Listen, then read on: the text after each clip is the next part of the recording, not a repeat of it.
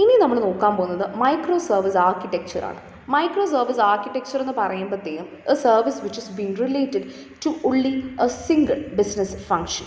ഒരു ബിസിനസ് ഫംഗ്ഷനെ മാത്രം നമ്മൾ ലിങ്ക് ചെയ്യുവാണെന്നുണ്ടെങ്കിൽ that is micro service. So instead of നമ്മളൊരു ഷെയർഡ് ഡേറ്റാബേസിൽ നമ്മൾ റിലൈ ചെയ്യുന്നതിന് പകരം ഇത് കംപ്ലീറ്റ്ലി ഇൻഡിപെൻഡൻ്റ് ആണ്. It is having their own database, അവരുടെ ഓൺ ഇൻ്റർഫേസ് ഉണ്ട്. സോ ഈ ഒരു സിസ്റ്റത്തിനെ റീപ്ലേസ് ചെയ്യാനോ അല്ലെങ്കിൽ അതിനെ റെപ്ലിക്കേറ്റ് ചെയ്യാനോ നമുക്ക് ഒരു രീതിക്കുള്ള ബുദ്ധിമുട്ടും ഉണ്ടായിരിക്കുന്നതല്ല.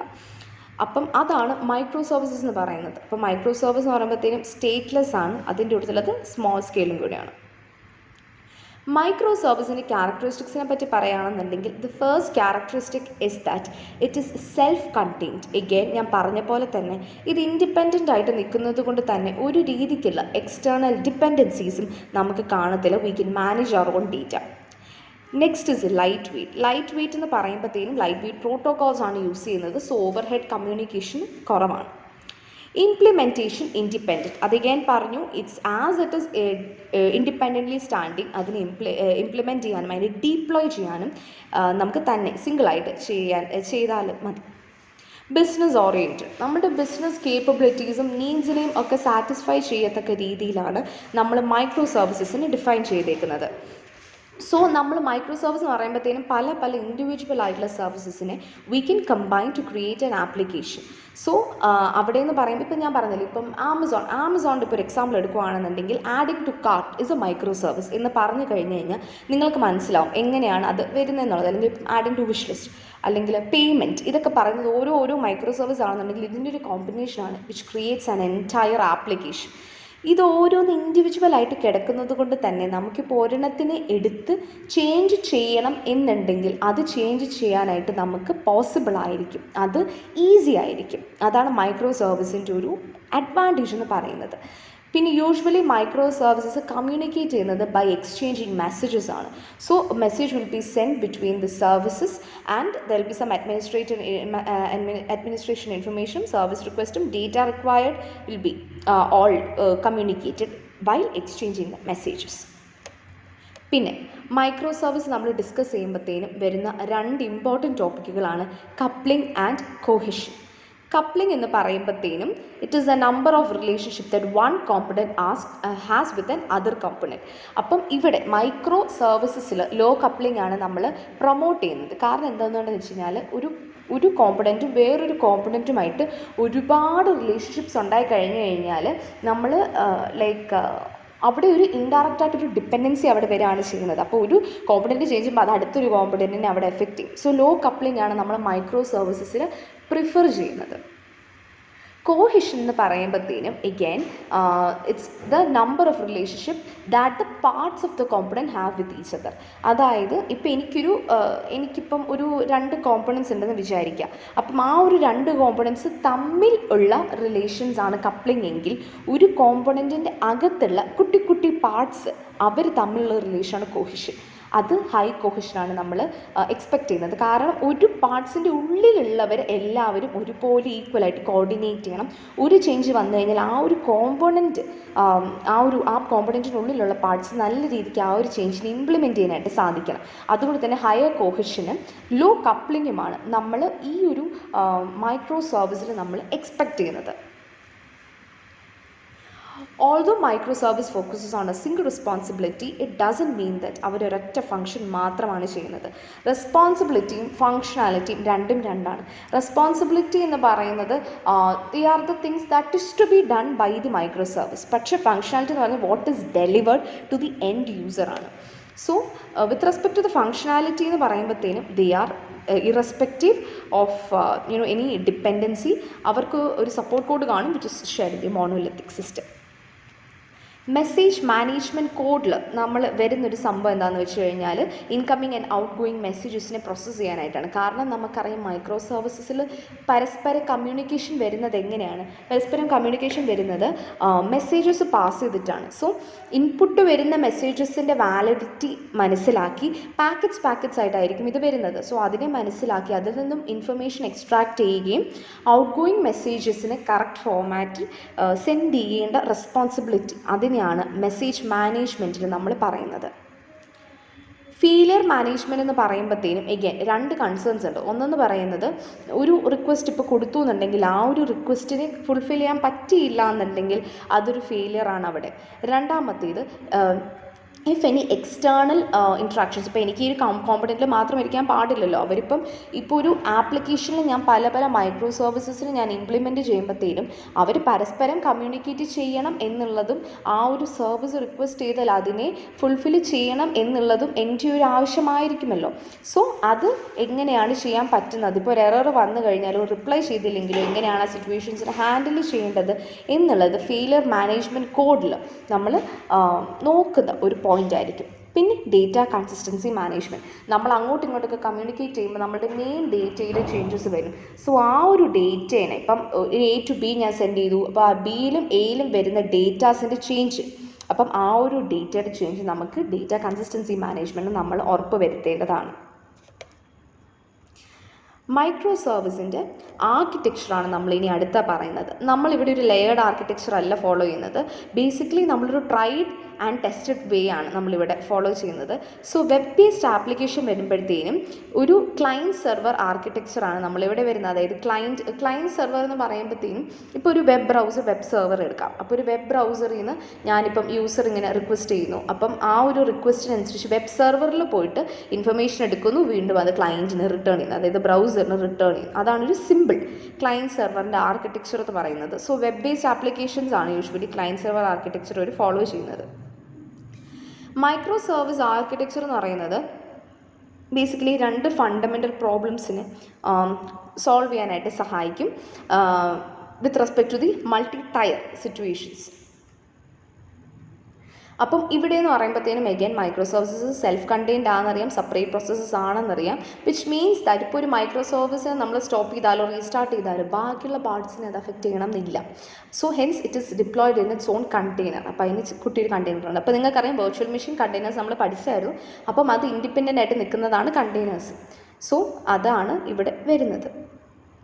Architectural design decision. So architectural design decision എന്ന് പറയുമ്പോഴത്തേനും with respect to the development team ഓരോ സർവീസും ഓട്ടോണമസ് ആണ്. സോ അവർ ഡിസിഷൻ എടുക്കേണ്ടത് എങ്ങനെയാണെന്ന് വെച്ച് കഴിഞ്ഞാൽ എങ്ങനെയാണ് എനിക്ക് എൻ്റെ ബെസ്റ്റ് സർവീസ് ഇൻഡിവിജ്വലായിട്ട് പ്രൊവൈഡ് ചെയ്യാൻ പറ്റുന്നത്. അപ്പം ഈ ഒരു ആർക്കിടെക്ചർ ശരിയാക്കാൻ വേണ്ടിയിട്ട് ഇവർ കുറച്ച് കീ ക്വസ്റ്റ്യൻസ് ചോദിക്കും.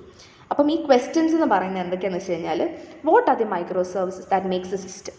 ഞാൻ പറഞ്ഞു, ഇപ്പോൾ ഒരു ആപ്ലിക്കേഷൻ്റെ പോയിൻ്റ് ഓഫ് വ്യൂ എടുക്കുകയാണെന്നുണ്ടെങ്കിൽ ഒരു ആപ്ലിക്കേഷനെ കമ്പൈൻ ചെയ്യുന്നത് പല രീതിക്കുള്ള സിസ്റ്റംസ് ആയിരിക്കും. പല രീതിക്കുള്ള മൈക്രോ സർവീസസ് ആയിരിക്കും. ഈ ഒരു മൈക്രോ സർവീസസിൻ്റെ കോമ്പിനേഷനിൽ നിന്നും എങ്ങനെയാണ് ഞാനൊരു സിസ്റ്റം ഉണ്ടാക്കുന്നത്, അതാണ് what are the micro services which makes A system. അവരെങ്ങനെയാണ് കമ്മ്യൂണിക്കേറ്റ് ചെയ്യുന്നത്, ഫെയിലിയേഴ്സിനെ നമ്മൾ എങ്ങനെയാണ് മാനേജ് ചെയ്യുന്നത്, സിസ്റ്റം എങ്ങനെയാണ് കോർഡിനേറ്റ് ചെയ്യുന്നത്, ഡേറ്റയെ എങ്ങനെയാണ് നമ്മൾ ഷെയർ ചെയ്യുകയും ഡിസ്ട്രിബ്യൂട്ട് ചെയ്യുകയും ചെയ്യുന്നത്. സോ നിങ്ങൾ നോക്കുകയാണെന്നുണ്ടെങ്കിൽ നമ്മൾ നേരത്തെ പറഞ്ഞ കാര്യങ്ങൾ ഫെയിലിയർ മാനേജ്മെൻറ്റ്, ഡേറ്റയുടെ കൺസിസ്റ്റൻസി ഒക്കെ നമ്മൾ, പിന്നെ മെസ്സേജ് മാനേജ്മെൻറ്റ് ഒക്കെ ഇതിൽ ഈ ക്വസ്റ്റ്യൻസിൽ അവർ അഡ്രസ്സ് ചെയ്താലേ അവർക്കൊരു പ്രോപ്പർ ആർക്കിടെക്ചർ ക്രിയേറ്റ് ചെയ്യാനായിട്ട് പറ്റും. Now, the general guidelines while we have to follow is that balance of fine-grained functionality and system performance. അതായത് ഫങ്ഷണാലിറ്റി ഒരുപാടങ്ങും കോംപ്ലക്സ് ആക്കാണ്ട് it's the most fine grain, ഏറ്റവും ചെറിയ ലെവലിൽ പോലും അതിനെ ഫോക്കസ് ചെയ്യാനും കൺസിഡർ ചെയ്യാനായിട്ടും സാധിക്കണം. കോമൺ ക്ലൂഷർ പ്രിൻസിപ്പിൾ ഫോളോ ചെയ്യണം. അത് ഓൾറെഡി നമ്മൾ പ്രീവിയസ്ലി ഡിസ്കസ് ചെയ്തതാണ്. പിന്നെ സർവീസസിനെ with respect to business capabilities ആയിരിക്കണം നമ്മൾ അനലൈസ് ചെയ്യുന്നത്. അതിൻ്റെ കൂട്ടത്തിൽ തന്നെ ഡിസൈൻ സർവീസസിന് will have to have a focus on design services so that they'll be having only that way to access the data, and they can only access data of how much it is needed. ഈ ആർക്കിടെക്ചറിൻ്റെ കീഴിൽ തന്നെ വരുന്ന next point ആണ് service communications. Service communication എന്ന് പറയുന്നത് exchanging the messages ആണ്. അത് already നമ്മൾ പറഞ്ഞതാണ്. അപ്പോൾ അതിൽ നമ്മൾ ഫോളോ ചെയ്യുന്ന 3 കീ ഡിസിഷൻസ് ഉണ്ട്. Should the service interact synchronous or asynchronous. അതിൻ്റെ കൂട്ടത്തിൽ തന്നെ ഡയറക്റ്റ് ആയിട്ടാണ് മെസ്സേജ് അയക്കുന്നത്. അത് ഒരു മെസ്സേജ് ബ്രോക്കർ മിഡിൽ വെയർ നടുവിൽ വെച്ചിട്ടുണ്ട്. മിഡിൽ വെയർ എന്ന് പറയുമ്പോഴത്തേനും നമ്മളൊരു പാലമായിട്ടൊക്കെ നിൽക്കാമെന്ന് പറയത്തില്ല, രണ്ട് പോയിൻറ്റ്സിനെ കണക്ട് ചെയ്യുന്നൊരു പാലമായിട്ട് ഇടയിൽ നിൽക്കുക. അപ്പം ഈ ഒരു ഇങ്ങനെ ഇടയിൽ നിൽക്കുകയാണെന്നുണ്ടെങ്കിൽ നേരെ പോകുന്നതിന് പകരം ഇത് വഴിയായിരിക്കും മെസ്സേജസ് പോകുന്നത്. And what is A protocol that should be used while exchanging messages. അതൊക്കെയാണ് സർവീസ് കമ്മ്യൂണിക്കേഷന് കീഴിൽ വരുന്നത്.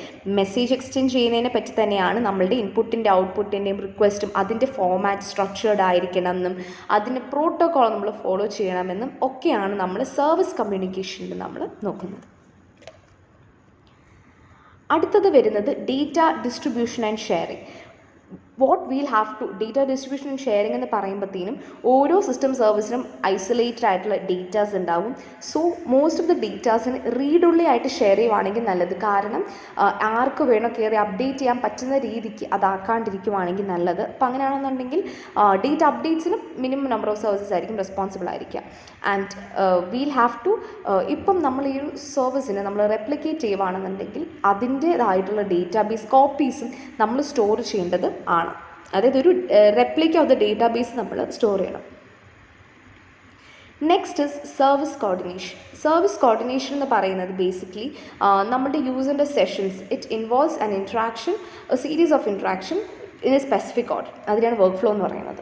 അതായത് ഒരു സർവീസിന് എനിക്കിപ്പം ഒരു സർവീസിന് എനിക്കിപ്പോൾ ഇവിടെ ഇംപ്ലിമെൻറ്റ് ചെയ്യണം അല്ലെങ്കിൽ എനിക്ക് അതിനെ അറ്റൈൻ ചെയ്യണം എന്നുണ്ടെങ്കിൽ there is A series of steps that I follow and which is work flow. അപ്പം ഈ ഒരു വർക്ക് ഫ്ലോയിന് നമുക്ക് ഓൾട്ടർനേറ്റീവ് ആയിട്ട് കോറിയോഗ്രഫി എന്ന് പറയാം.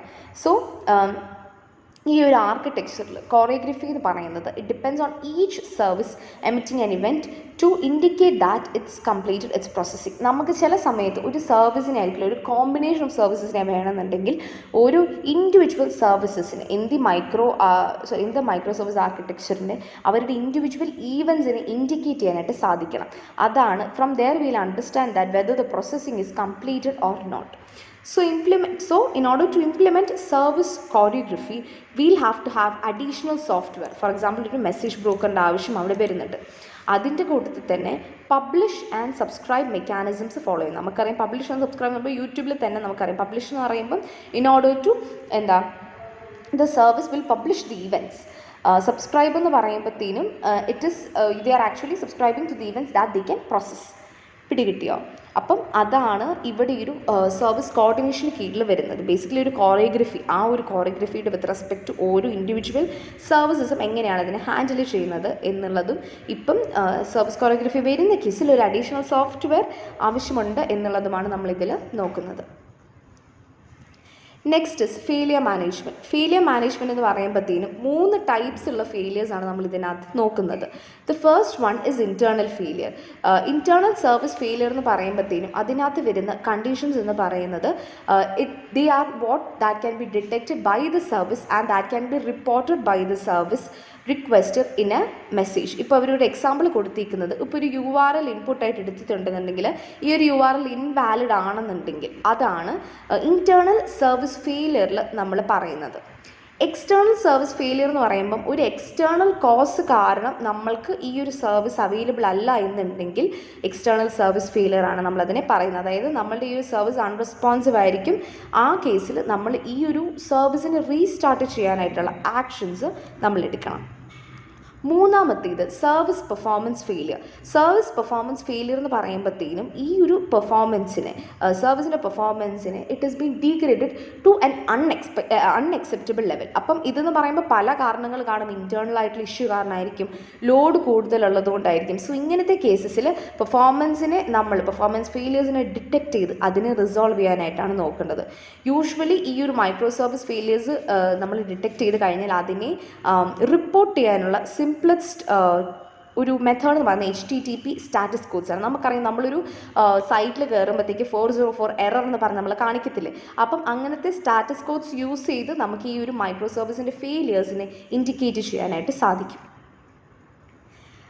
Last topic of Module 5 is Microservice deployment.